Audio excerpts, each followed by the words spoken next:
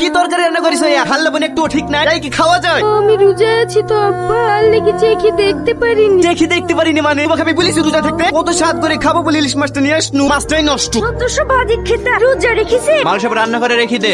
বাবু আমি রোজায় আছি তো, শরীরটা খুব হাঁপি গেছে, চালের বস্তাটা ধরে একটু মাথায় তুলে দেন না। রোজা আছি তো আমি কি করবো? ওকে কি আমি রোজা থাকতে বলেছি? কাজে এসে কাজ কর, এসে রোজার বাহানা করিস নি। ঠিক আছে বাবু।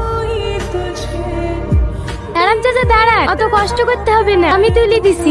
আপনি তো ভিখারির বাচ্চা, ভিখারি না হলে কি আর একটা ভিখারিকে হেল্প করে? থাক মা, তোমাকে আর কষ্ট করতে হবে না, এগুলো আমি একাই পারবো। এই ভিখারির বাচ্চা তুই কি করলি? আমার হাত পুচকে পড়ে গেছে বাবু, আমাকে ক্ষমা করে দে। কি ক্ষমা করবে? ভাতা দেবের দাম 500 টাকা, আর মজুরি থেকে তো 400 টাকা কেটে নেবো, 200 টাকা কে দেবে রে? আরে বাবু এরকম করেন না, দয়া করে আমার মজুরির টাকাটা কাটেন না। কিসের টাকা রে? এমনিতে আমার 100 টাকা লস করে দিলি, যা সর।